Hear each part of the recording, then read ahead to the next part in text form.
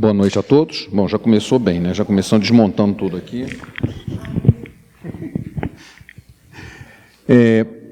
Para que a gente reforce o modelo de um estudo como esse,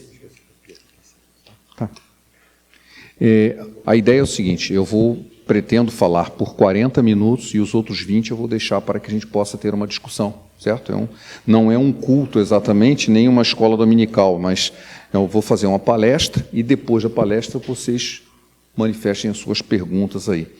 A ideia, tudo que está escrito aqui vai aparecer ali, tá? Então, ok, obrigado. O jovem cristão, o desafio do jovem cristão na universidade. Aí a primeira pergunta, assim, por que é um desafio? Eu não estou falando do pré-vestibular. Pré-vestibular é um desafio, né? Para quem já fez, sabe que, né, existe uma concorrência, você tem que estudar para poder alcançar uma vaga na universidade que você deseja, da carreira que você deseja, etc. Não é esse desafio que nós estamos falando. Que desafio seria esse? O desafio é esse aqui, ó. Aparecendo tudo direitinho? Tá. Uma pesquisa feita lá nos Estados Unidos, e que com certeza vale para aqui, talvez até um pouco pior, 58% dos cristãos, dos jovens cristãos, questionam a sua fé após os estudos ou durante os estudos universitários. E apenas 30% continuam firmes na fé. Ou seja, a cada 10 jovens que saem da igreja para ir para a universidade, só 3 voltam. Isso é alarmante. Isso é alarmante. Então, tem alguma coisa acontecendo. Essa conclusão, né, ela contribui para reforçarmos que a universidade é um ambiente que desafia. Aí a pergunta é, por que está desafiando? O que a gente precisa fazer? O que está acontecendo, afinal de contas, né? Bom, a ideia é evitar a universidade. Então, assim, já que a universidade é um desafio e cada 10 que vão para lá, só 3 voltam, a gente não faz universidade. Boa solução, né? Acaba com o problema, né? Não, mas essa com certeza, esse não é a solução por um motivo muito simples, né? Quem que disse que o único desafio é a universidade? Você não tem ali, vai ter em outro lugar. Né? Então, desafio por desafio, tem desafio em qualquer lugar. Né? Então, não é... A ideia não é não fazer, olha, é melhor você não fazer universidade, sabe por quê? Porque se você for para lá, você vai se desencaminhar. Isso é a pior coisa que você possa imaginar ou dizer para alguém. Porque dá a impressão de que você é tão fraco que você não quer enfrentar o desafio.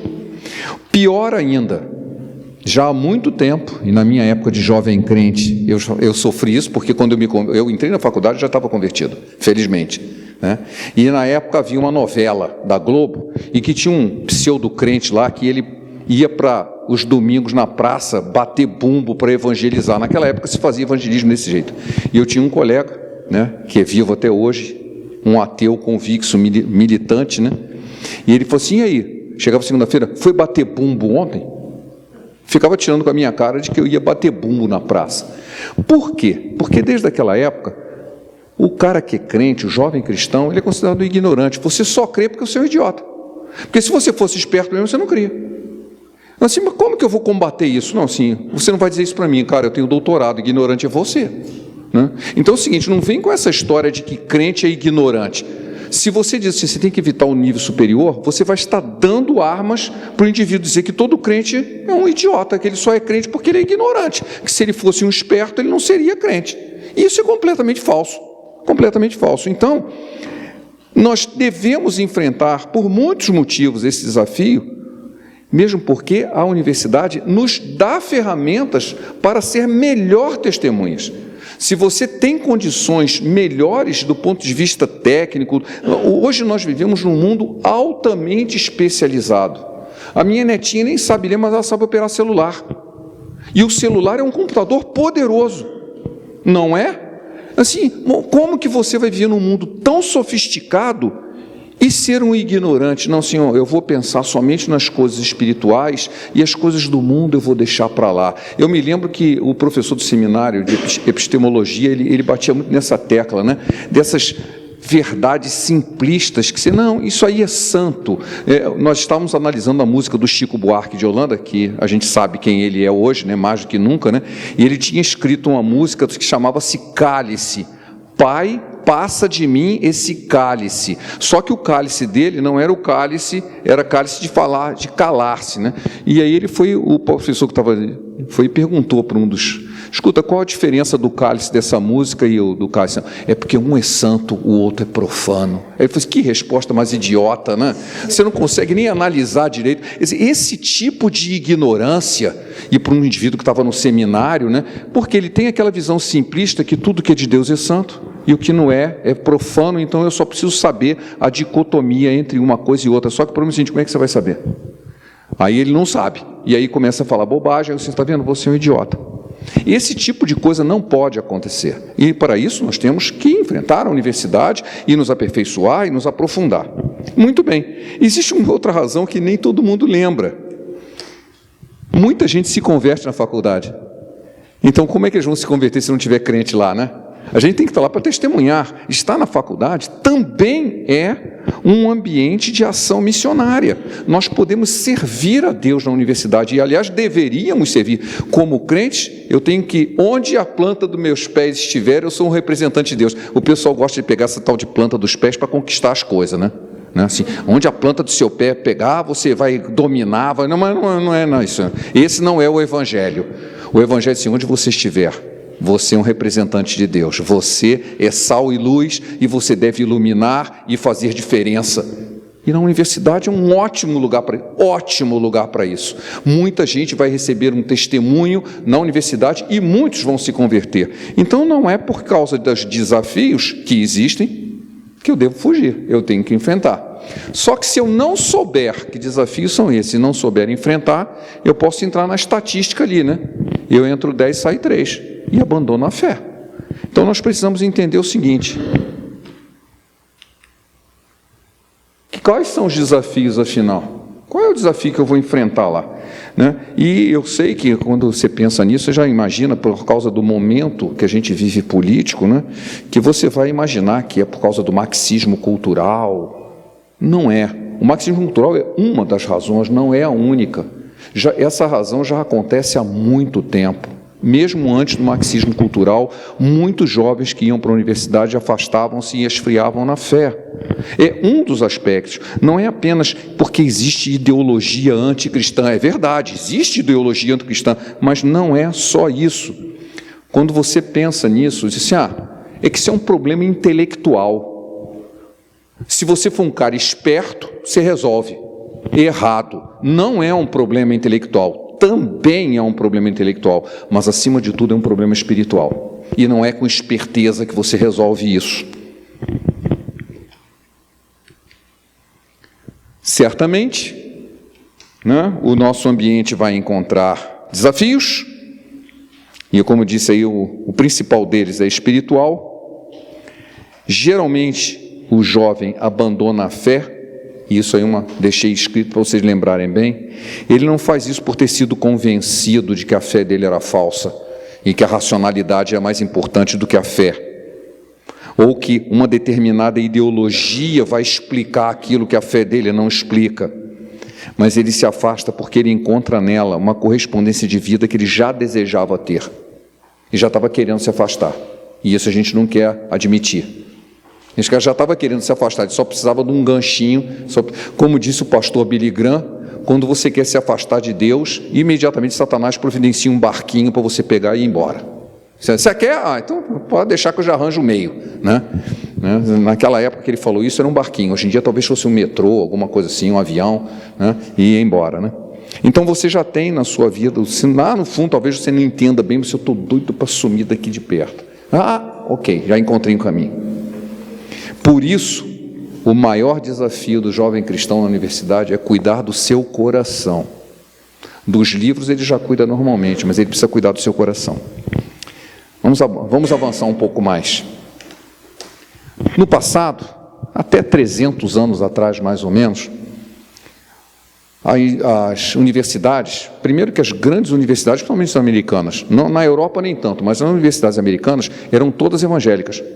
Eram fundados por evangélicos. Hoje em dia são todas seculares, mas antigamente eram todas evangélicas. E na Europa, os grandes cientistas do passado, esses que você estuda em física, em matemática, Você vai fazer o curso, eu falo isso porque eu fiz curso de engenharia, tá? Em biologia, em medicina, deve ter outros equivalentes. Você já ouviu falar de Newton, né? O cara que fez a lei de Newton, né? Leibniz, Pascal, Kepler, né? Para quem trabalha na área de espaço, Kepler é o cara, né? Uma órbita kepleriana, né? Ele descreveu a órbita dos planetas. Todos eles eram ou cristãos devotos ou deístas, ou seja, eles criam em Deus, todos, sem exceção, todos. Eles eram Newton escreveu livros de teologia. Newton não escreveu só a lei de Newton. Na verdade, ele nem queria escrever a lei de Newton. Alguém chegou assim, esse cara que você andou inventando aí, legal, porque você não escreve isso? Aí ele escreveu lá, mas ele escrevia, gostava mesmo de escrever teologia. Ele era um crente. Tá? E outros mais, matemáticos, físicos, todos eram crentes. Aí, já desde o iluminismo, começou um desejo muito intenso de tirar Deus da universidade. Assim, chega de Deus aqui, eu não quero mais Deus na universidade. E apareceu um cara que era filho de pastor, tinha feito seminário, todo mundo já ouviu falar dele, né? Que se chama Charles Darwin. Aí ele apresentou um livrinho chamado A Origem das Espécies, e era uma alternativa ao livro de Gênesis. Deus não criou todas as coisas, que Deus? Isso aí é tudo evolução. Pronto. Opa!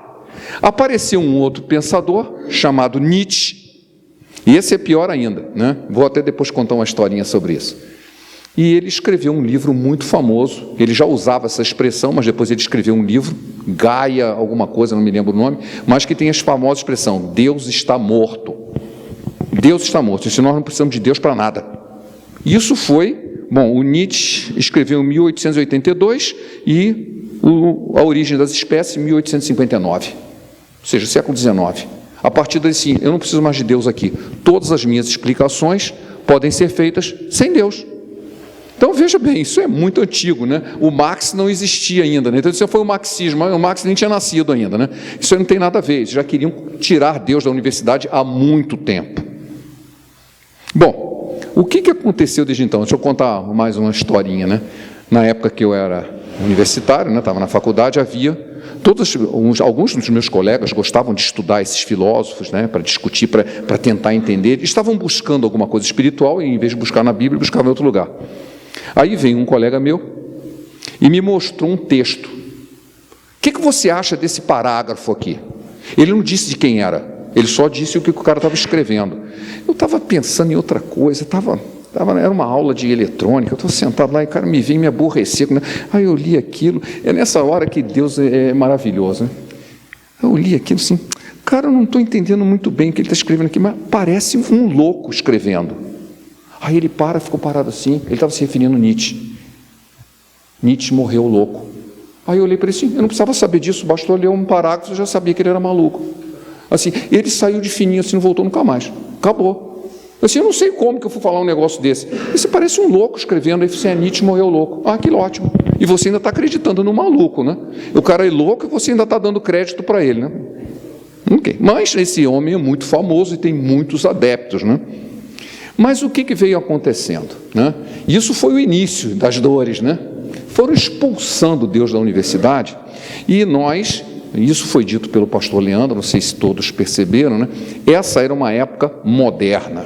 O que era a época moderna? Em que você substitui a crença religiosa ou a explicação que inclui Deus nas coisas, passou e agora é a ciência.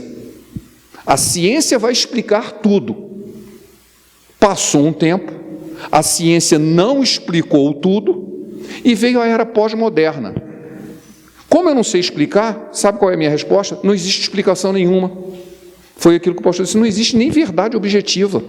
Aí eu assim, como assim? A melhor ideia, e essa eu faço questão de dizer para vocês, eu ouvi essa semana uma frase que foi dita por um advogado, disse que é comum entre os advogados, não se tiver algum advogado aqui, né? Nada é, tudo pode ser. Pronto, é a definição da pós-modernidade. Nada é, tudo pode ser. Assim, você crê, tudo pode ser. Eu acho que é assim, tá bom. Não é, mas também pode ser. Não existe absoluto, não existe nada que você possa afirmar nada. Porque nada é, tudo pode ser. Já que eu não... Antes eu disse, olha, não existe absolutos de Deus, eu vou explicar tudo pela ciência, e a ciência não explicou, então eu disse, então é porque não existe nada para explicar mesmo. Muito interessante, muito sábio, muito sábio. Gênio, como se é um gênio, com J, né? Um gênio com J, né? Porque o gênio mesmo tem que ir com G, né? Bom, vamos lá. O que está acontecendo na universidade? O século atual, o momento atual, é uma feira de cosmovisão. Ou seja, tem um monte de jeito de ver o mundo, um monte. Não é nem científico, aliás, se eu parasse aqui, assim, o que é científico? Já eu vou mencionar isso aqui.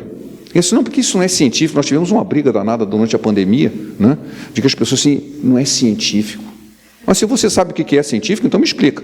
Porque você está dizendo que não é, então você deve saber como é, né? O cara não sabe como é, mas sabe dizer que não é. Ah, que interessante. Eu sei dizer que não é, mas não sei dizer por que é. Eu não entendi nada, está repetindo feito um papagaio, né? Assim, não é científico. Por quê? Porque existe um monte de cosmovisão e você pode escolher. É um supermercado, você pega lá, qual é a explicação que eu quero? Ó. Puf, aquela ali. Não interessa se ela tem algum fundamento ou não. Aquela hegemonia cultural da fé cristã acabou. Eles não aceitam mais. Não aceita a hegemonia que já houve no passado da fé cristã. Não tem mais isso.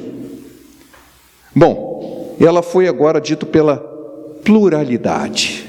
Não, você tem que ser plural. Você tem que aceitar tudo. Eu tenho que aceitar tudo? Eu posso respeitar a opinião das pessoas. Não significa que eu a aceito. É diferente de respeitar e aceitar. Ah, você pensa desse jeito? Respeito. Só que você está totalmente errado. Mas eu respeito.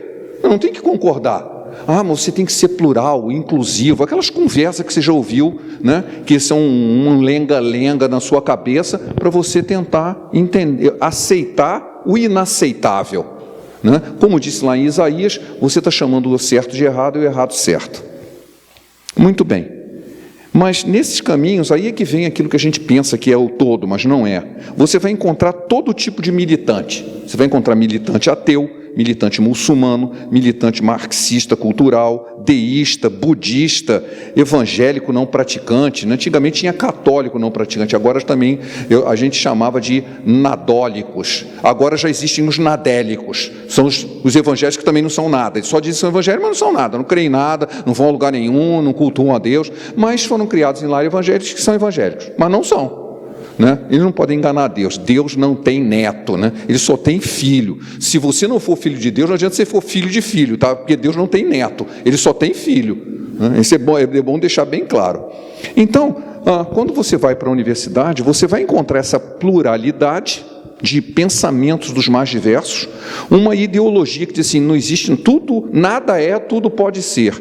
E você pode encontrar qualquer explicação, menos a da Bíblia, porque Deus não pode entrar aqui. Né? Deus não pode entrar aqui. Bom, então você tem um desafio aí. E aí, como é que vai ser, né? Quero falar sobre a cosmovisão dominante, né? Todo mundo sabe o que é cosmovisão, né? A visão do mundo, né? A visão de que como você concebe o mundo. A cosmovisão da universidade, ela é naturalista, ateísta e secularista. Para a gente não ficar de ista, todo mundo sabe o que é isso. O que é ser secularista? Vocês sabem mesmo que é secularista? Secularista é o que separa o Estado da religião. A sua vida civil não tem nada a ver com a vida religiosa. Isso aí é uma concepção particular que você tem em casa ou na igreja. O mundo não tem nada a ver com isso. Essa é a visão secularista, em que o mundo civil, o mundo que você vive, ele é um mundo que não tem religião. O que é diferente hoje, as pessoas, lembrando que quem criou essa ideia foi Lutero, porque ele queria destruir o conceito de que a igreja mandava em todo mundo, tá? Porque a igreja naquela época dominava a vida das pessoas, até para morrer tinha que estar ligado à igreja, porque senão não deixava enterrar no cemitério, o que era um absurdo. Ele disse, não, tá bom, vamos separar a igreja do Estado. A ideia dele era correta, mas dali foi evoluindo, assim, bom, agora só tem Estado, não tem igreja, né? Vamos separar o Estado da igreja e a sua vida civil em relação ao Estado não tem absolutamente nada a ver com a sua crença pessoal. Isso é o secularismo, tá? É o que separa o que está no mundo com a sua fé, ok? Ela também é naturalista, ela diz assim, o que importa é a natureza. Não existe um mundo espiritual, não existe Deus, é ateu, não tem Deus. Ok, isso é o cosmovisão dominante. E eu gostaria de ler um texto que eu costumo mencionar muito, que está em Romanos 1, 18 a 32, para saber o seguinte: isso não é novo. A ira de Deus se revela do céu contra toda a impiedade e perversão dos homens que detêm a verdade pela injustiça. Porquanto o que de Deus se pode conhecer é manifesto entre eles, porque Deus lhe manifestou. Porque os atributos invisíveis de Deus, assim como o seu eterno poder, como também a sua própria divindade, claramente se reconhecem desde o princípio do mundo, sendo percebidos por coisas das quais foram criadas. Tais homens são por isso indesculpáveis. Deu para entender? Ele diz que Deus já se revelou a todo mundo desde o início, através das obras da criação, e que a pessoa está se recusando a reconhecer Deus, se Deus não existe, mas ele já se revelou para você. Porquanto, tendo o conhecimento de Deus, não o glorificaram como Deus, nem lhe deram graças, antes se tornaram nulos em seus próprios raciocínios, obscurecendo-lhes o coração insensato, tomando-se por sábios, tornaram-se loucos, mudaram a glória de Deus incorruptível, em semelhança da imagem de homem, corruptível, bem como de aves, quadrúpedes e répteis. Ele está se referindo aos ídolos aqui, tá? Por isso Deus os entregou tais homens à imundícia, pelas concupiscências de seu próprio coração, para desonrarem o seu corpo entre si, pois mudaram a verdade de Deus em mentira, adorando e servindo a criatura em lugar do Criador, o qual é bendito eternamente. Amém. Por causa disso, os entregou Deus a paixões infames, porque até as mulheres mudaram o modo natural de suas relações íntimas por outro contrário à natureza. Semelhantemente, os homens, deixando o contato natural da mulher, se inflamaram mutuamente em sua sensualidade, cometendo torpeza, homens com homens, e recebendo em si mesmo merecida punição do seu erro. Eu gostaria que o pastor Ricardo Gondim, que deveria tirar esse título de pastor, lesse esse texto aqui em público, dizendo que a homossexualidade não é pecado. Quando está escrito aqui claramente que vai receber punição de Deus por isso, por ser amaldiçoado. Está escrito, me desculpe, não é a minha opinião, está na Bíblia, tá? Isso é o que está na Bíblia. E o que, na verdade, esse texto fala o que está dito aqui. A realidade dominante é o seguinte: o homem rejeita a revelação de Deus. Aqui assim, sabe o que acontece? Rejeita. Deus não. Deus não. Parte do pressuposto que Deus não. Então, isso é um ato de fé. Você tem que entender que o ateu, ele tem fé. Fé que Deus não existe. Vocês já pararam para pensar nisso? Não, mas eu tenho fé que Deus existe. Mas você pode provar que ele existe? Não, mas eu tenho fé que ele existe. O ateu faz a mesma coisa, só que ele diz que ele tem fé que Deus não existe. Ele não pode provar. Então não é um ato de fé? Aí o cara chega e diz assim, mas quem criou Deus? Não, ele sempre existiu. Deus criou o universo. Não, eu não aceito isso.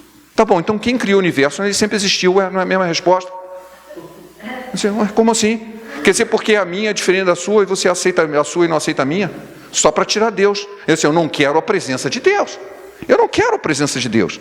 Então, essa ideia, assim, eu vou tentar dar explicações naturalistas da origem de todas as coisas e para a realidade que nos cerca. Idolatra a natureza, os seres humanos pervertem a ordem natural, foi o que o texto disse aqui, dali sai toda a imundícia, é devido. É interessante esse texto, ele é muito profundo. As imundícias da nossa vida são fruto da perversão da ordem natural. Basta seguir a ordem natural que vai dar tudo certo. A gente muda e dá errado. Relativização dos valores morais, né? Não existe certo, errado, isso é absoluto. Nada é, tudo pode ser e assim vai. E falta referenciais absolutos. Se eu não tenho referenciais, vale qualquer coisa. E essa é a ideia. E ainda diz que isso é muito científico. De científico não tem nada. Bom, continuando aqui, que eu preciso correr, que eu quero ainda... Nesse contexto, os jovens estão sendo bombardeados, né? De todo tipo, né? Vem pela internet, vem pelo celular, série de TV. Não é só nas aulas da faculdade. Ele está sendo bombardeado de todos os lados, né? É uma guerra espiritual e intelectual. E ainda existe uma outra coisa, quando ele vai para a faculdade, em que ele sai do meio dos amiguinhos, estou falando do jovem que foi criado na igreja, tá? Eu quando fui para a igreja, eu já fui convertido e eu não vim de uma igreja evangélica, nem de uma família evangélica. E foi muito triste perceber que quando eu entrei na igreja, todos os jovens nunca tinham lido a Bíblia, e eu já.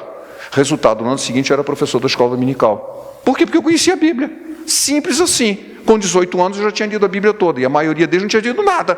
Eles cresceram na igreja e não conheciam a palavra de Deus. Não é à toa que depois se extraviam, não conhecem a Deus. Eles sofrem forte pressão do grupo. Como que você não vai fazer? Você não vai fazer? Eu lembro que quando eu estava numa festa de aniversário, aí chegou o dono da festa e me ofereceu um copo de uma bebida, não sei se era cerveja, alguma coisa assim. Eu falei, não, obrigado, eu não bebo. Você não bebe? Como assim você não bebe? Todo homem bebe. Aí eu olhei para ele, já começou a ficar, o pescoço começou a ficar vermelho, né? Eu falei assim, eu sou homem e eu não bebo. Aí ele ficou meio assim, saiu, daqui a pouco eu acho que ele se queixou com a esposa e ela sabia quem eu era, porque eu era colega da filha dele. Aí ele virou, eu não sabia que você era crente, me desculpe. Eu disse, não, mas todo homem bebe. Não, nem todo homem bebe, eu sou homem e não bebo. Tinha que encarar, né? Por quê? Porque a pressão do grupo, como você não vai fazer isso? Como que você é um inexperiente? Você nunca provou? Aí vem aquela história da sabedoria. Mas o tolo é aquele que só aprende por experiência própria. O sábio aprende com a experiência dos outros. Se a Bíblia diz que está errado, é porque um monte de gente já fez e deu errado. Assim, já disse que está errado, por que eu vou experimentar para saber que está errado? Eu já vi que as pessoas estão erradas. Eu não preciso beber para ver os bêbados caindo na rua, gente se matando na rodovia com... Se lembra que aqui em São José tivemos um acidente famoso, né? Um famoso atleta perdeu a perna, o João do Pulo, que é o nome do nosso... Ele tinha ganho medalha de ouro em salto triplo e ele perdeu a carreira dele porque um bêbado bateu nele aqui na Dutra, em frente aqui em São José. E ele perdeu a perna. Sim, a bebida destrói. E eu não preciso beber para saber disso. Você é inexperiente, você nunca fez. Assim, mas eu não preciso fazer para saber. Eu aprendo com o erro alheio. Porque eu procuro ter sabedoria. E existe aquele que é o tal idiota, que esse não aprende nunca, nem com os erros dele, nem com dos outros, ele vai sempre errar, né? É o ímpio, é o próprio ímpio. Muito bem. A pergunta é o seguinte, você vai enfrentar a pressão do grupo, você vai enfrentar a chuva de ideias antibíblicas que vem à sua mente através do celular, através da televisão, através da novela, através de filme, através de todos os meios que você está sendo bombardeado. Como é que eu vou dar razão cristã diante de tantas vozes que dizem ao contrário, né? Vozes discordantes? Bom, então eu vou falar aqui 3 coisinhas, 4. Muito bem. Primeiro, não ceder ao orgulho. Por quê? Bom, a Bíblia diz que o saber ensoberbece. Você começa a estudar e começa a se achar. Essa é que é a verdade. Eu sempre digo para os meus alunos, dou aula há muitos anos, né? Assim, a primeira característica de um indivíduo que aprende alguma coisa é perceber que o outro não sabe. Se você aprendeu um negócio, assim, eu aprendi. Aí o outro fala assim, você não entendeu direito, não é assim não. Ele aprendeu e ele percebe que o outro não sabe. Isso é normal. O que não pode é que o cara, quando percebe isso, ele começa a se achar melhor do que o outro que não aprendeu. Assim, eu sei, você não sabe. Aí começa a crescer o ego começa a inchar. Então, isso aí é uma oportunidade que Satanás tem de entrar no seu coração e desviar a sua fé. Aquele que estiver em pé, olhe, veja que não caia. Sabe o conselho do apóstolo Paulo? Quando nós nos sentimos suficientemente capazes de funcionar e tomar nossas próprias decisões, agora baseado em critérios que eu aprendi na universidade, eu começo a me achar. Aí eu começo a questionar a igreja, eu começo a questionar a direção e os conselhos deixados pelos meus pais, pelos mais velhos. Sim, pode deixar que eu sei. Deixa comigo. Seu orgulho. Cuide do seu coração, seja humilde. Aquele que julga saber alguma coisa, não aprendeu ainda como convém saber. Frase do apóstolo Paulo na carta de Coríntios. Aquele que julga saber alguma coisa, não aprendeu ainda como convém saber. Saber também tem conveniência. Então eu preciso aprender de uma forma correta, de não me ensoberbecer por estar aprendendo aquilo que eu aprendi. Essa é a primeira coisa. Segunda, não ter medo de exposição. Crente é alvo. Se você tenta ser crente mesmo, você vai ser perseguido. Aí o que eu faço? Eu viro agente secreto de Deus. Assim, ninguém sabe que eu sou crente. Eu sou agente secreto de Deus, eu vou agir nas escondidas. Isso é hipocrisia pura, né? Assim, Deus não precisa de agente secreto. Jesus disse que, olha, aquele que me confessar diante dos homens, como é que é o negócio, hein? Os anjos vão confessar na presença do Pai. Porque se você me negar, você também vai ser negado. Você não tem coragem nem de dizer que você me serve, que você crê em mim, você não confia. Assim, não é, mas se pega mal, né? Pega mal? Então, peraí. Qual é a sua fé? Qual é realmente? É nessa hora, assim, esse jovem realmente é convertido? ou ele está igrejado, ou ele está convencido e não convertido, né? Porque ele tem medo de se expor. Nós não podemos ceder a ser tentados a abandonar o meu compromisso de fé. Isso não pode acontecer. Eu preciso, esse talvez seja um dos pontos mais importantes, eu preciso aprender a lidar com a liberdade. Liberdade, o que significa isso? Principalmente numa cidade como essa, no Rio de Janeiro talvez não fosse tanto, porque há muitas universidades, então muitos jovens saem de casa, mas vão para a universidade e depois voltam para casa. Mas em cidades menores, como essa aqui, ou então outras menores ainda, quando o jovem vai para a universidade, vai para São Paulo, ele vai mudar de cidade, ele vai alugar um apartamento, uma kitnet, ou sei lá o que, uma república, e vai para outro lugar. E aí ele não está sobre, entre aspas, a vigilância dos pais, da igreja, dos amigos. E assim, agora eu estou livre. O que eu vou fazer com essa liberdade? Bom, o certo é nada, continue sua vida normal, como sempre foi. Por que você tem que fazer diferente? Você só agia aquilo porque tinha alguém te olhando? Então, essa é uma questão muito importante. Eu agia muito certinho, porque meu pai e a minha mãe estavam de olho em mim. Quer dizer que você já se tornando adulto, precisa que alguém esteja de olho em você, senão você se perde. Então, você ainda é uma criança. Você não cresceu. Porque se você crescesse, eu não preciso de ninguém olhar para mim. Eu vou andar direito. Eu já sei o caminho certo. Mas nem todo mundo tem essa independência. Essa independência é um problema muito sério. Eu lembro que quando minha filha fez o Universidade de Londrina, ela foi lá fazer o vestibular e eu fui com ela de carro. E nós fomos visitar o pavilhão, né? Porque uma universidade tem vários departamentos, e ela ia para a ciência social. E eu fui ver lá os prédios, as salas, para ver os móveis, para ver como é que era. E tinha um corredor enorme, né? Com um quadro de avisos, assim, de parede a parede, cheio de papel. Eu falei, eu vou ler quais são os anúncios que estão aqui. Eu imaginei que eu ia encontrar anúncios de emprego, notas de aula, notas de prova, que era o que deveria ter, né? O que tinha? Só anúncio de festa. Só anúncio de festa. Mais de uma festa, em mais de um lugar, todos os dias tinha a festa, a semana inteira tinha festa em algum lugar, em mais de um lugar. Eu falei assim, o que essa gente veio fazer aqui? Veio estudar?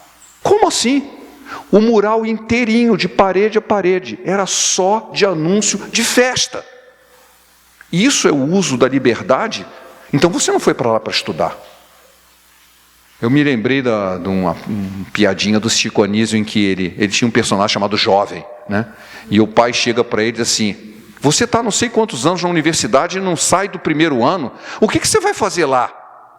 Ele disse assim, eu não vou estudar, eu não estudo, eu milito. Tá, entendi. Ele não está lá para estudar. No caso, ele estava falando de militância ideológica. Mas nem a maioria vai... Sim, eu estava vendo uma mensagem do pastor, que a Mônica chama ele de... Como é Kiko, né? Nico. O Nico está dizendo o seguinte, na Mackenzie, dentro da universidade não tem bebida alcoólica, é proibido. Diz que em volta todinho de bar. E disse que um dos bares lá é a maior venda de cerveja do estado de São Paulo, é no bar em frente à Mackenzie. Eu não posso beber lá dentro, é proibido, mas lá fora eu posso. Vou entornar todas, né? Entornar. É isso é a ideologia que faz você ir lá fora beber cerveja? Claro que não, né? Então assim, porque é ideologia. Que ideologia? Você se envergonhece mesmo. Eles não sabem lidar com a liberdade, assim, eu sempre quis, mas não podia. Então agora eu vou cair, me arrebentar a boca do balão. Tinha essa expressão carioca que eu nunca entendi muito bem o que era, porque eu não soltava balão, né? Assim, eu vou arrebentar a boca do balão, beber até cair. Tem algumas frases, inclusive o Nicodemos mostrou lá, de uma jovem com coma alcoólica caída no chão, jovem ainda. Isso no primeiro dia de aula. No trote, bebeu até entrar em coma alcoólica. Que isso? É esse o uso da sua liberdade? Então, o jovem, ele precisa aprender a lidar. Se você agora está livre, quais os critérios que você vai usar para a sua vida? Você vai fazer tudo aquilo que você sempre quis e não deixavam você fazer? Então, cuide do seu coração. Tem alguma coisa muito errada. Treine sua mente. Treine sua mente. Como assim treinar sua mente? É lógico que os desafios, eles não são só espirituais, são desafios intelectuais. Você tem que estudar. Mas estudar inclui também, né, que John Stott diz, crer também é pensar. Você não separa a fé do saber.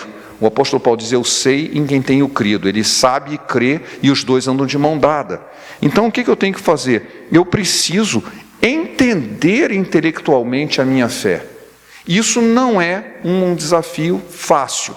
Começa na escola dominical a aprender, uma boa escola dominical ensina você a pensar segundo as coisas da fé, que é o que a gente chama de apologética. Nós estudamos isso no grupo, quem foi no grupo sabe o que é, né? O nosso grupão lá sabe, né? O que é apologética? Quem é apologética é o nome que veio de Apolo, e não é o deus Apolo, é o Apolo lá do livro de Atos, um indivíduo, um grego, judeu grego, né, da cidade de Alexandria, que era muito esperto e batia boca com todo mundo e convencia todo mundo. Daí veio a ideia de apologética, a defesa da fé cristã, a defesa racional da fé cristã. É assim, se você não crê, você é um herege. Tem que ser assim. Eu lembro da minha professora de matemática, que ela estava isso no primeiro ano no ginásio. Ela foi ensinar a fazer raiz quadrada. Aí disse, olha, põe essa figura aqui, pega, conta quantas casas, põe um ponto aqui, divide por não sei o quê, pega isso aqui. Aí um garotinho levantou a mão. Por quê? Porque a regra manda. Pronto. Ela não sabia por quê também. Ela simplesmente, ela fazia aquilo lá, ela também não sabia. Aí o cara pergunta, ela explicou, ó, sabe como é que faz raiz quadrada? Faz assim, assim, assim, assim, pum, sai a raiz quadrada do outro lado. Aí você, mas por que é feito assim? Porque a regra manda. Ela também não sabia. Será que nossa fé também não está assim? Por que isso é assim? Sim, porque o pastor disse. Que a Bíblia fala assim. Sim. Por que você não pode ter pecado? Por que depois de crente você não pode ter pecado? Ué, você não foi salvo independente dos seus pecados? Não importa o seu pecado, você foi salvo. Qual o problema de você continuar pecando? Porque você não foi salvo para ir para o céu, você foi salvo para a glória de Deus. Acontece que se você quer ir para a glória de Deus, você não pode continuar pecando, porque você vai sujar o nome de Deus de novo. Aliás, pior ainda, porque você diz que é crente e está pecando. Pronto. Viu? Tem razão a fé. A fé tem razão, só que eu preciso treinar a minha mente. Senão eu fico assim, por que isso? Porque a regra manda. Isso é uma explicação idiota, estúpida, de alguém que não sabe o que estava fazendo, né? Mas ela ensinava, ela sabia fazer e não sabia por que estava fazendo. Muitos de nós vivemos uma vida cristã e não sabemos por que fazemos o que fazemos. Isso é muito triste. Nós devemos fazer tudo para a glória de Deus. Muito bem. Como é que eu alcanço isso? Com uma vida devocional, né? Eu preciso ter uma vida devocional. Essa história assim, eu vou para a escola, eu vou estudar matemática, eu vou estudar física, mas eu não vou ler a Bíblia, eu não vou meditar na palavra, porque mais importante do que ler é meditar. Não adianta eu ler 4 capítulos e depois não lembrar do que eu li. Talvez vale mais a pena você ler um parágrafo só e meditar nele. Nem que seja um devocional, porque o devocional tem meditação. Porque a palavra de Deus nos diz lá em Salmo 1, bem-aventurado o homem, que não anda segundo o conselho dos ímpios, não se detém no caminho dos pecadores e nem se assenta na roda dos escarnecedores, ele não se mistura. Antes o seu prazer está na lei do Senhor e na sua lei medita de dia e de noite. Isso é manter a sua vida devocional. Isso é orar e meditar e buscar a presença de Deus. Se nós fizermos isso, nós vamos estar blindados. E não é só a nossa vida, isso vale para todo mundo, mas o jovem que vai para um ambiente desafiador, anticristão, que vai tentar solapar a sua fé, destruir o seu testemunho de qualquer maneira, se você não tiver uma vida espiritual desenvolvida, uma vida devocional, você não vai estar com a armadura que todo cristão tem que ter, né? Não vou entrar lá nos Efésios 6, né, que todo mundo já conhece. Mas eu quero dizer o seguinte, não é só o jovem não, viu? A igreja e a família têm participação nisso. Nossos jovens precisam ser preparados para enfrentar demandas sociais. Eu tenho que ter explicação para isso. Mas não, porque os ricos, só existe rico porque existe pobre. Ele tomou o dinheiro dos pobres e... Isso é uma conversa muito estranha, mas que muito bobo acredita. Não, eu preciso ensinar nada disso. Ah, mas você não tem pena de um pobre? Você não tem pena de um pobre? Eu tenho. Sabe o que eu faço? Eu ajudo na igreja, eu ajudo todas as pessoas. Eu não obrigo ninguém a ajudar a pobre. Eu não obrigo ninguém a seguir a minha fé. Eu a tenho para mim mesmo e pratico. Pratique a sua. Você não acha que é pobre? Então distribua os seus bens. Distribua os seus bens e não dos outros. Isso a gente tem que aprender. Isso é porque alguém vai te ensinar. Eu lembro lá no Rio de Janeiro, uma palestra sobre droga, né? Tinha uma máxima naquela época assim: eduque seu filho antes que um traficante o adote, né? Eduque seu filho antes que um traficante o adote. Se você não explica, não ensina ele, pode deixar que alguém vai ensinar. Só que não é o caminho que você gostaria que fosse. Muitos de nós estamos deixando com a igreja ou com a escola a orientação do meu filho que caberia a mim.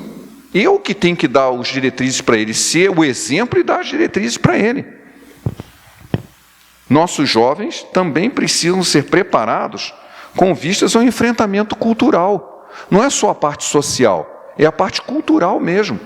Nós temos que entender que nós vivemos uma sociedade multifacetada, um monte de gente pensando diferente sobre sexo, família, trabalho, moral, foram relativizados, mas essas coisas ainda existem, e é muito interessante porque você vê que os argumentos são às vezes antagônicos, né? Hoje eu estava conversando lá com a dentista, um argumento assim, né, que os homossexuais do passado, né, que eu estou dizendo há alguns anos atrás, eles brigavam pela ideia de que o homossexualismo era uma coisa inata, ou seja, o cara já nasceu homossexual. Estou dizendo que é verdade, não, estou dizendo um argumento que eles falam. Aí hoje em dia eles defendem uma tese exatamente antagônica, porque a ideologia de gênero diz que é uma construção social. E eles esquecem uma coisa muito simples: se é uma construção, pode ser desconstruído. Eles não diziam que cura gay não existe, então, pela ideologia de gênero, existe. Se você constrói, pode desconstruir. Por que não? Ah, não pode. Peraí. É ou não é? Eu já disse, nós vivemos um tempo em que o cara quer ser e não ser ao mesmo tempo. Isso é impossível. Eu quero ser diferente, mas não quero que ninguém me veja como diferente. Ué, mas como é que pode? Sim, ou você é ou não é. Ser e não ser, como que pode um negócio desse? Que maluquice é essa? Essa é a crise. Para que você viva uma vida totalmente diferente de Deus, você entra nesse tipo de esquema. Você tem que explicar isso, para que nós não sejamos engolidos com isso. São valores contra a Bíblia e que a gente precisa primeiro aprender os valores bíblicos, para saber isso aí é contra a Bíblia. Como é que eu sei? Porque eu sei o valor bíblico. Não é aquela história do dinheiro falso, né? Como é que eu sei que uma nota é falsa? Porque eu conheço a verdadeira. Então eu tenho que conhecer a verdadeira para saber qual é o falso. Os jovens são influenciados negativamente pelo secularismo, que eu já expliquei o que é. Hedonismo, satisfação pessoal, e isso aí já começa... Porque muita gente nas igrejas está pregando isso, que você veio para esse mundo, foi salvo para ficar rico, para viver bem, para ter uma casa na praia, para ter um carrão. É isso mesmo? O Evangelho não é isso, né? Então, a perspectiva do prazer nega a fé transcendente. Eu não preciso de Deus para nada, está tudo bem. Ah, é? Então você só cria porque você estava precisando. Agora que você não precisa, você não crê mais. É isso que tem se pregado. E muita gente diz, enquanto eu tiver uma vida boa, eu não preciso de Deus. Por quê? Porque foi ensinado um secularismo, um hedonismo de busca ao prazer, que a minha vida é a busca, a minha satisfação pessoal. Uma vez que a minha satisfação pessoal esteja satisfeita, seja ela qual for, não preciso de Deus, está tudo bem. É isso que tem sido ensinado, nós temos que ensinar o contrário, que não é isso que a palavra de Deus nos ensina.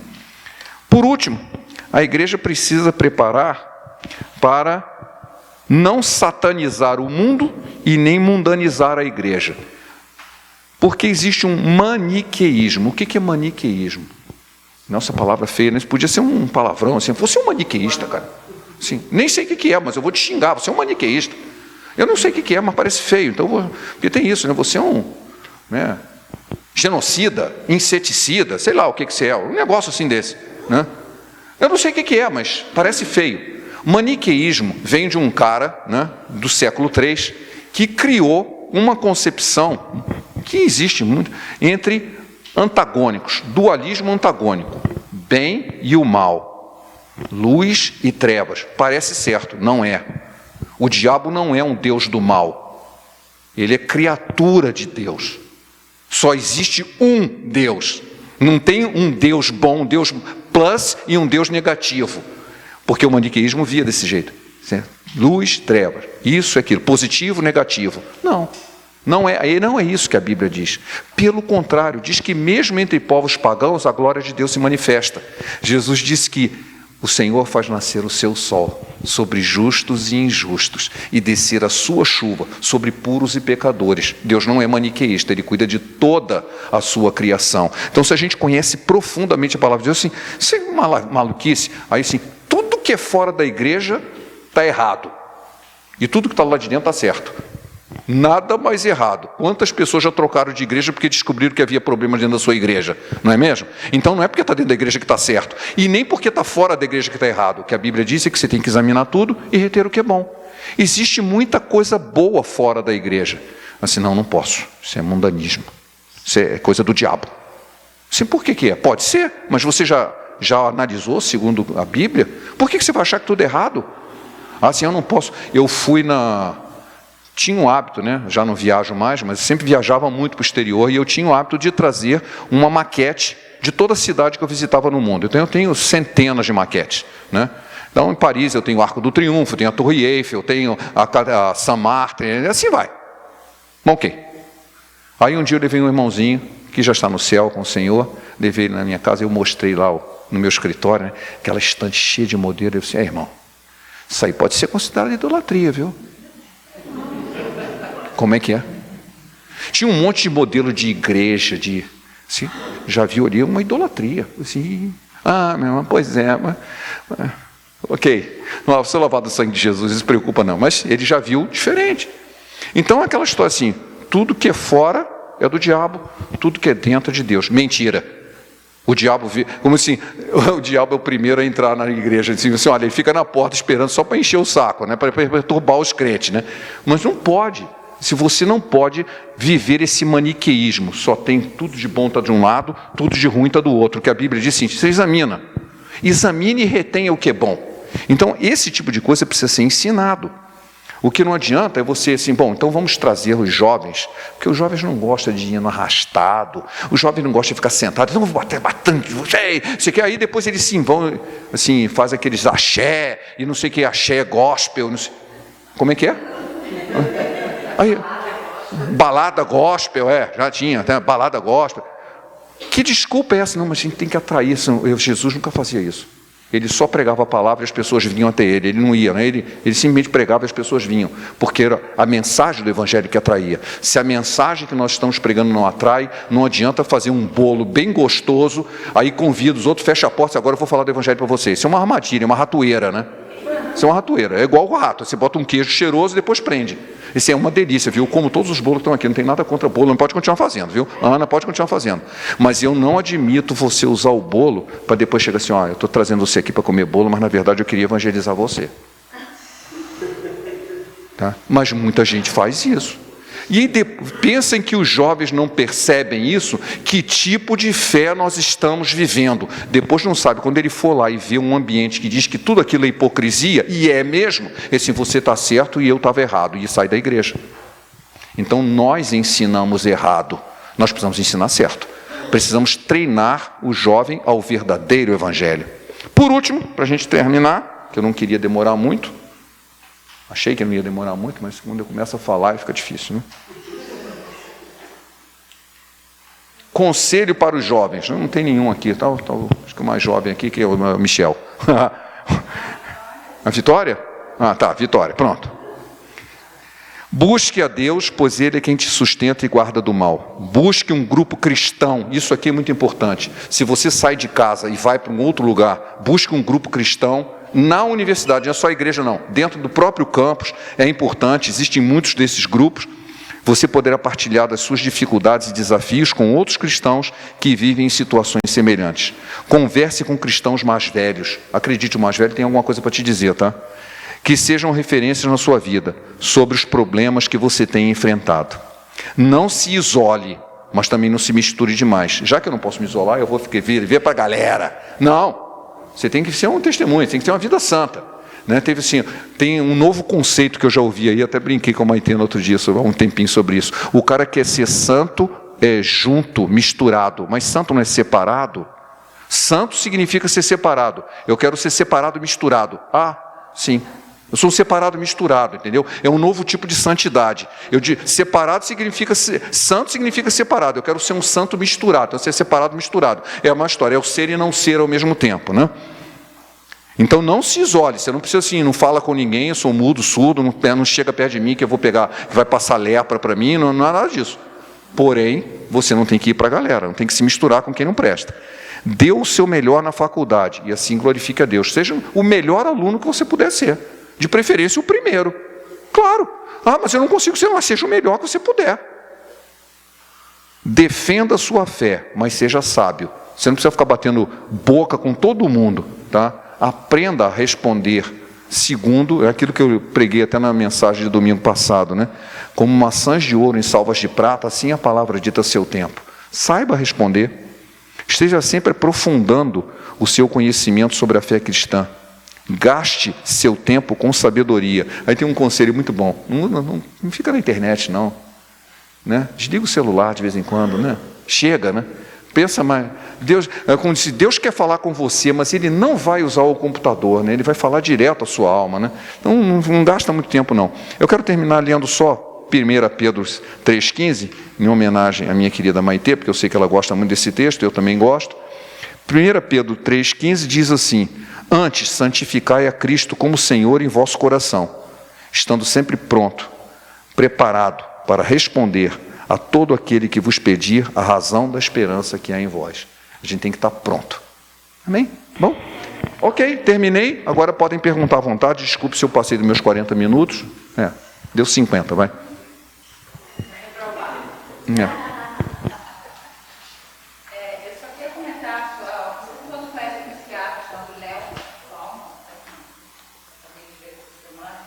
e que antes de chegar no jovem, no adolescente. Quem é pai de adolescente? E ele fala isso: por favor, pai, não abandone os seus adolescentes. Você é paciente, dele, alguém chegou aí e falou assim: meu filho tem 14 anos e ele não sai do computador, ele não sai daquele quarto. Quer saber? Eu disse isso, lava as minhas mãos. Ele falou: lava as minhas mãos. Meu filho tem 14 anos, você vai desistir dele. Ainda leva 10 anos para o cérebro dele se formar totalmente, só com 24 anos. Eu idade, você está transformado. Então, assim, não deixe o seu adolescente, né? Porque acho que essa é a ideia. É muito trabalho, eu vou ter 14 anos. Ele já vai para a escola sozinho, já come sozinho. Não precisa mais de mim. Lógico que ele precisa. Agora ele precisa ainda mais de você. Então, esse período da adolescência até a universidade é tudo isso que o Renato falou. Porque quando o jovem já está na universidade, vai ficar um pouco mais difícil, ainda tem jeito. Mas o mais assim, importante, que vai dar jeito, é você pegar o seu adolescente e prepará-lo para ir para a universidade. Então você tem que estar blindado, espiritualmente. Mas eu não leio no seu livro, eu começo a ler mais. Eu não estudo muito, eu começo a estudar mais. Porque você vai dar base para o seu adolescente para a faculdade.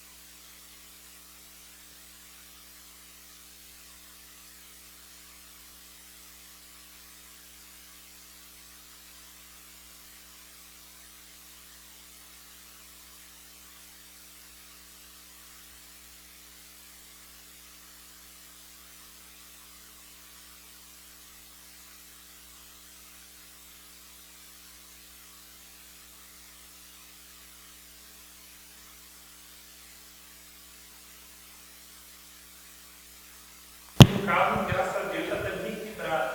Só que a cultura hoje é você feminizar o homem, mas feminizar a mulher. Sim. Sim. Esse homem trouxe que mulheres não voltaram. Segundo o pastor Cláudio Duarte, é o homem banana e a mulher abacaxi. É azeda e o outro é banana. E Cláudio Duarte tem umas ilustrações engraçadas. Também lembrei que na formação da masculinidade do homem, lógico, não é de construção, é homem mesmo. Mas para ser mais ainda formado, ele precisa de se contrariar. Então, tipo, eu quero isso, saber falar não. Isso vai reforçar mais o homem ser homem. E o homem precisa de um pai. Exatamente. A mãe vai falar. O homem dobra, gente. Só que a cultura prova muito. Porque se um cara for pouco mais firme, já vem um monte de não sei o quê. Eu falei não. Eu não tenho filho. Violência psicológica doméstica da banana do abacate da bunda. Entendeu? Então tudo vira essa mimimi.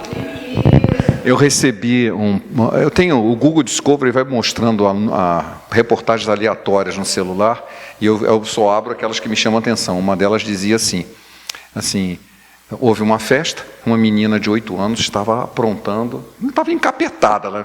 E os pais estavam ralhando com ela. A avó chega assim, ela é uma criança, ela pode tudo. Como é que é? Assim, se na verdade, assim, ela é uma criança, ela não pode nada. Assim, ela é uma criança. Não, ela é uma criança, ela pode tudo. O quê? A avó disse isso. Ela estava desencaminhando, né? Estava desencaminhando a neta, né? Em vez de encaminhar, ela me desencaminhando. Depois eu falo uma piadinha sobre isso, vai, fala. Fazemos parte de uma igreja batista, né? A gente frequentava núcleo, sempre. E lá, muito pessoal tinha filho, né? Aí, falando isso, ele falava, vocês vão ter filho, Aí, eu sempre falei, né, que parte da repreensão vai vir de mim no caso, porque Raquel é muito mole nesse aspecto. Por enquanto, você não sabe. Aí, eu lembro que a mulher do pastor que dirigiu o núcleo, ela falava que você não podia bater com a mão, porque com a mão você batia e fazia carinho. Então, era psicologicamente na criança, eu falava, beleza, não pode bater com a mão, bate com o chinelo, né? Olha, isso não tem fundamento bíblico nenhum, tá? Então chega a Bíblia manda fustigar com vara. Eu prefiro a mão. Você já apanhou de vara? Bom. Essa forma de repreensão, agora pode bater, gritar, psicologicamente, esse mimimi, isso influencia na formação dos adolescentes? A formação é muito complexa, né? Tanto o exagero dos dois lados são ruins. Você teve essa semana uma mulher foi presa depois que ela quebrou 8 costelas do filho de 4 anos e quebrou o braço dele, né? Dando uma pequena surra, né? Ela tem outros 3 filhos, quer dizer, não sei o que ela vai fazer com os 3 filhos dela, foi presa, tá? Foi presa por causa da violência com que ela tratou o filho. Isso é um exagero absurdo. Agora, por outro lado, nós temos o caso de um menininho que tentou matar a avó porque queria a casa dela, jogou um vaso na cabeça dela, quando ela passou de baixo, assim, pum, tentou matar a própria avó. Exatamente. Se não foi na televisão, não estava no Google Maps, não, no Google Discovery. É uma pessoa que a gente conhece. O neto tentou matar a avó porque queria ficar com a casa dela. Com 8 anos, não é assim? 8 anos de idade. Já é um pretenso assassino, né? Mas enfim, aí você vai fazer o que com ele? Vai dizer assim, ai, que lindo, olha que meigo, ele é uma criança, ele pode tudo. Ele pode tudo, ele é uma criança, pode inclusive matar os outros. Né? Como assim? Quer dizer, há uma distância muito grande, tem que haver prudência, tá? A Bíblia manda castigar os filhos e ainda diz mais que filho não castigado é filho bastardo, não tem pai. Ele precisa ser castigado. A Bíblia diz isso, que é para castigar os filhos, com moderação. Não é para matar ninguém, nem para arregaçar ninguém. É para corrigir. É preciso. É lógico que tem certas crianças que se corrigem com poucos açoites. E outros precisam de mais açoites. Então, cada um tem que saber a dosagem que tem que dar, né? Lá na Alemanha, nós convivemos com um casal em que a filha de 14 anos não queria arrumar o quarto. Aí a mãe não quis bater nela, mas pressionou ela, dizendo que ia cortar a mesada, ia fazer algum tipo de punição. Ela ameaçou a mãe de ir no conselho tutelar, porque ela não queria arrumar o próprio quarto, com 14 anos. Também fiquei morrendo de pena. Vitória, você ia falar alguma coisa? Você levantou a mão? Sim, isso que o senhor disse sobre os jovens cristãos, quando vão para a universidade, normalmente é o que eles já queriam desde o início, não é uma questão ideológica. A maioria das pessoas que eu conheço, amigos, que eram da igreja e foram, 90% saíram da igreja. Só que esse é um problema dos pais, que eles ficam hoje, tudo é política, que eles falam, tá vendo, política, e lá vão de novo para as filhas, os filhos não querem saber, e botam a culpa toda na política. E não é verdade. Sim, sim. Verdadeiro para aquela pessoa se justificar na universidade. Eu vejo isso e hoje em dia continua a mesma coisa. Assim, mas atualmente os pais, os avós, eles não sabem que tudo não é política. Tem outro lado. Política é um dos aspectos, não é o único, e eu diria que na maioria das vezes não é nem o mais importante. Não é nem o mais importante. Se é que o jovem entra convertido. Se ele não entra convertido, aí qualquer coisa é motivo, né? Não é? Aqui, eu vejo o nosso filho, que ele ficou 6 anos fora, e sem muita gente falar, mas a atitude dele mesmo, ele ia na igreja, sabe? E todos os domingos, que era possível, até mesmo durante a semana, tinha uma igreja evangélica, a igreja do Nazareno, bem pertinho da Direcionata, sabe? E até hoje, assim, quando ele não pode ir à igreja lá na cidade dele, ele está trabalhando, ele assiste culto pela celular. Sim. O verdadeiro cristão, o indivíduo convertido, ele está sempre querendo buscar a adoração de Deus em comunhão com a igreja, sempre.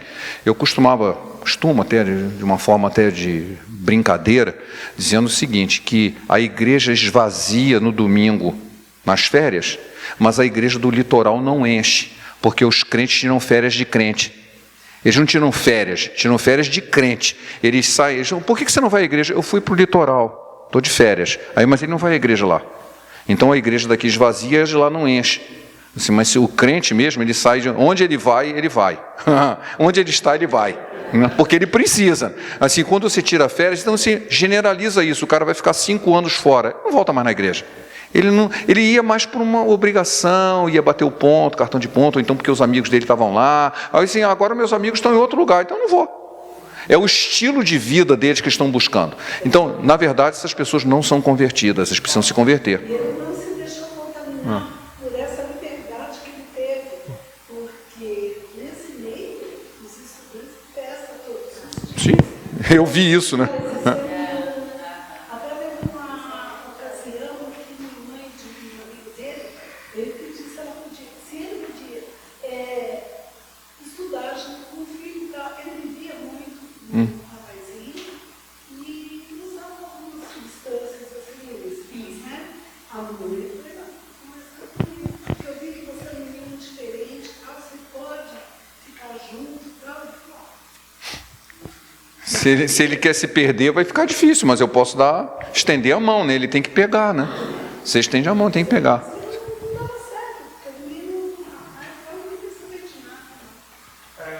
O senhor mencionou, né, assim, eu quero comentar aqui que na Rede Globo ontem estava fazendo menção a uma crítica de não enriquecer, né? Quer dizer, a pessoa fica aí, que ela vira um alvo que não contribui, né? Parece um crime, né? E eu assistindo, eu falei assim, de fato, né? Tem, acho que é um provérbio, né? Diz que o rico não passa pelo buraco da agulha. Não é um provérbio não, mas continue. Aí eu fiquei assim, eu não sei exatamente como sair disso, assim, porque parece que o certo não é. Assim, só depende do que você vai fazer com a sua riqueza.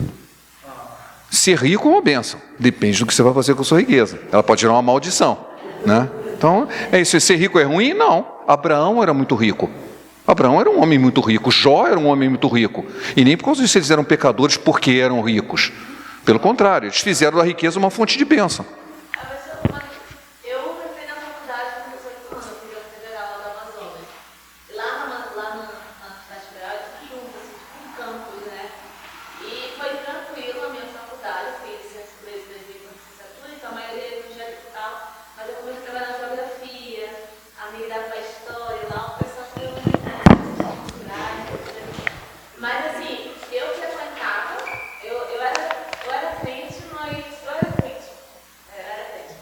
007. Entendemos. Mas eu convivia, né, com eles, mas eu nunca tomei fumado, eu nunca tomei bebida, essas coisas, sabe, porque eu tinha uma consciência dos meus pais, eu sempre tive fora da religião, né, a coisa dos meus pais não, meus pais viviam na católica, né, mas meus pais me deram uma coisa chamada confiança, quando eu vejo tanto para conquistar quando eu era adolescente, que quando eu estava naquele meio ali, eu não esqueci do que eu era, entendeu? Então, acho que isso é muito importante. Hoje eu estou dando aula para adolescente e eu vejo quanto tem adolescente que, eu vejo, digo, uma sala de 30 alunos, de 20 alunos, só 3 e 4 têm um acompanhamento dos pais, assim. Então, eu vejo como isso é importante na faculdade. Foi o que fez diferente para mim. Porque eu podia muito bem, às vezes, o pessoal fumava, o pessoal bebia ali, me misturar ali. E como é fácil isso? Nossa, é fácil, desejável. Lá tem, é uma coisa que você não vê, é uma coisa que você vê gente de ciência, gente de biologia, gente diferente, com técnica. Então era uma coisa, eu nunca tinha saído de casa, mas eu tinha toda a faculdade, uma mudança muito boa, mas eu não deixei me influenciar com essas coisas por isso. Quando eu me formei, os meus colegas de turma montaram uma festa de formatura. Eles não me chamaram. E eu não fui. Eles não me chamaram. Pastor, isso é interessante porque realmente a gente vê pelas experiências, né? E quando a gente tem aquela palavra, aquele slide que fala sobre o papel da família, é extremamente importante, se não fundamental. Porque eu também, quando eu entrei, eu sempre fui crente, né? Eu nasci num lar evangélico, fui criada, meu pai pastor, minha mãe missionária.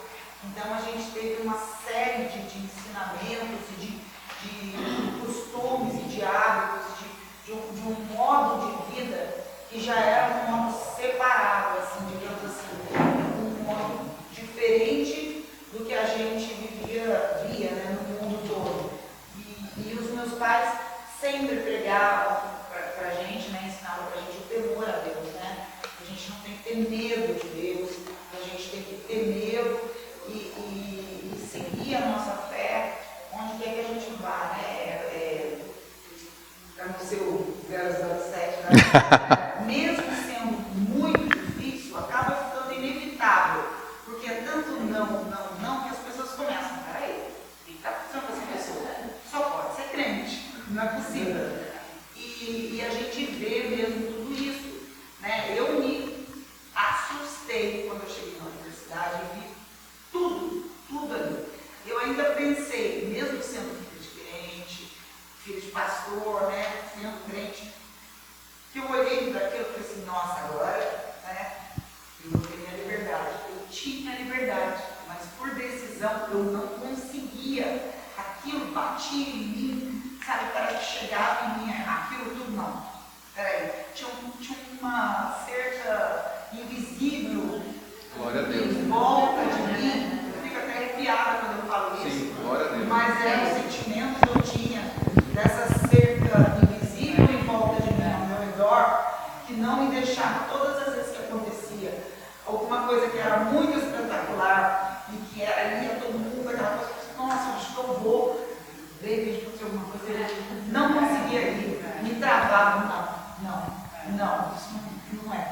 Então o próprio Espírito Santo, eu acho que ele dirige nossa vida e nos acompanha, não só pelo ensinamento, mas pelo poder da oração dos nossos pais sobre as nossas vidas. Então, o lar é muito importante, tanto na oração, na cobertura, com muita oração, com muita fé, muita dedicação ao Senhor, e o próprio jovem com esse preparo que ele precisa ter dentro de casa.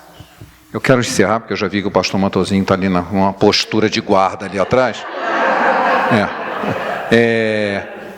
O melhor versículo para isso é Daniel 1:8. Decidiu Daniel firmemente no seu coração não se contaminar com as iguarias que serviam na mesa do rei. Ele podia, ele foi levado para lá para estudar e fazia parte da alimentação dele, mas eu não quero. E deu um rolo danado, porque senão, como assim? Ele disse, não, faz um teste, eu vou comer só legumes, né? E Deus deu bênção para ele, porque não era o legume que fazia bem, não, era a decisão de se santificar na presença de Deus, né? Daniel é um grande herói da Bíblia, viu? Se espelhe no seu homônimo aí. Deus abençoe a todos.